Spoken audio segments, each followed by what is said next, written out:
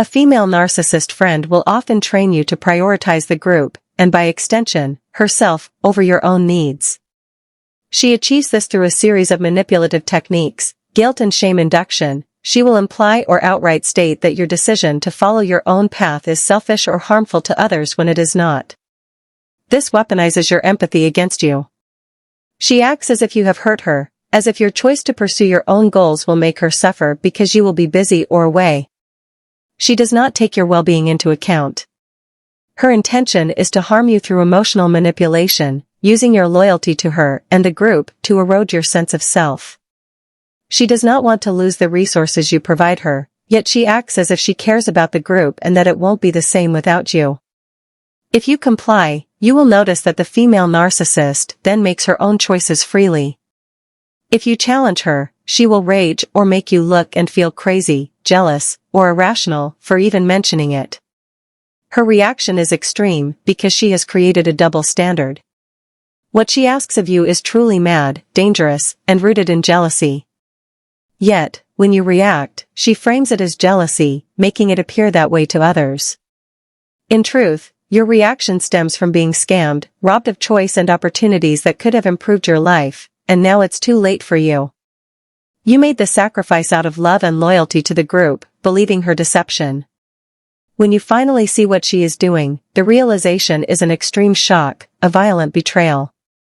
They make themselves a martyr. She reminds you of all she has done for you, suggesting that your independence is an affront to her so-called sacrifices. Often, what she did for you was never truly a sacrifice on her part. You may even notice that she used other people to provide you with favors or help, people who sacrificed, but not her. Yet, she takes all the credit. Additionally, the help you received was often forced upon you and always strategic, designed to make her feel good about herself. Sometimes, you may perceive her actions as significant, but in truth, they required no real effort or sacrifice on her part. Even if they did, they were done to create a sense of debt and loyalty in you, so she could use it repeatedly to control you. It is strategic. Usually, what she did is not as big as it seems. It only feels that way because you are not used to receiving help. When someone gives you a breadcrumb, you overflow with gratitude and tie yourself to them with love and loyalty.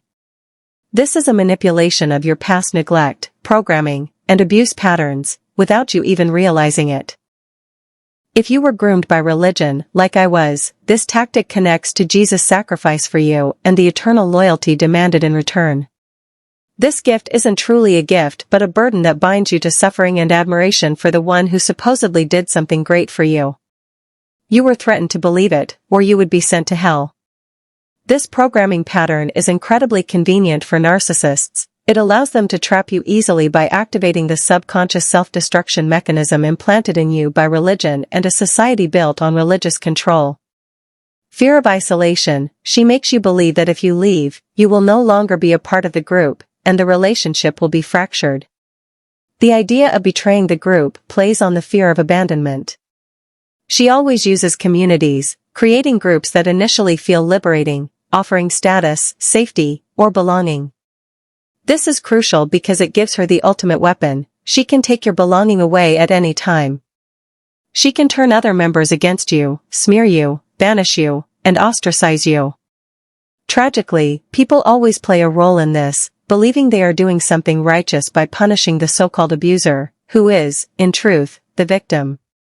The role of the people is rarely discussed, yet they are the most powerful part of every narcissistic system.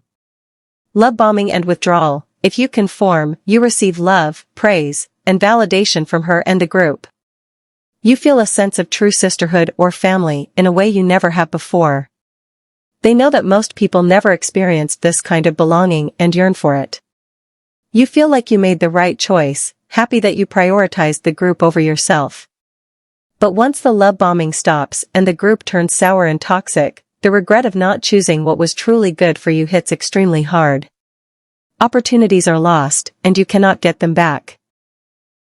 Your loyalty to the group has harmed you all along, but it showered you with love to keep you compliant.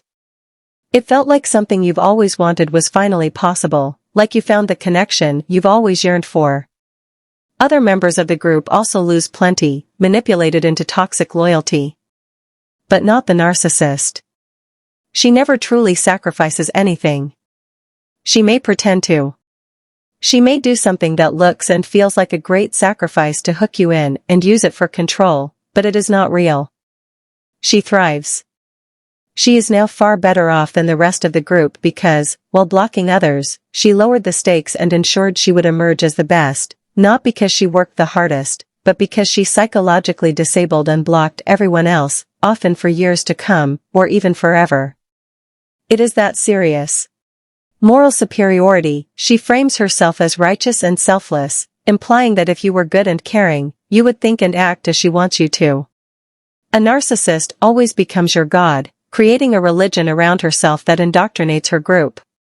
She constructs a belief system, and belief systems are built on lies that cannot be challenged, otherwise, you are a heretic, and you will be demonized and excommunicated.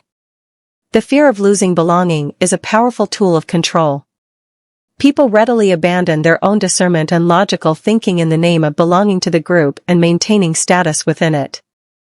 Again, narcissists easily create these dynamics because they exploit existing social mechanisms and religious programming already ingrained in people.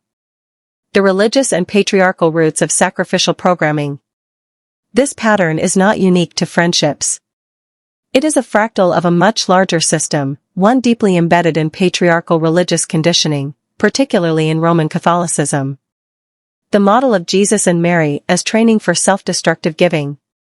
Jesus as the ultimate sacrifice. From a young age, Catholics are taught that the highest form of love is self-sacrifice, as exemplified by Jesus. He suffered and died for the sins of others, and his suffering is glorified. You are subtly, or overtly, conditioned to believe that suffering for the sake of others makes you worthy and virtuous.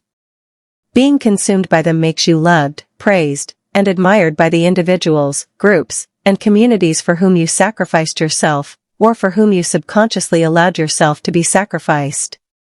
Mother Mary's silent, selfless endurance. The Virgin Mary is presented as the ideal woman, meek, obedient, endlessly giving, and sacrificing her entire self for her son and others. She never demands anything for herself, never complains, never prioritizes her own desires. Women are taught to aspire to this level of self-abandonment.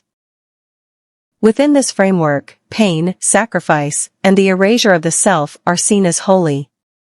So when a narcissistic friend, partner, or family member demands that you sacrifice yourself for them, it feels familiar. It feels righteous. It feels good. Even though it is not at all.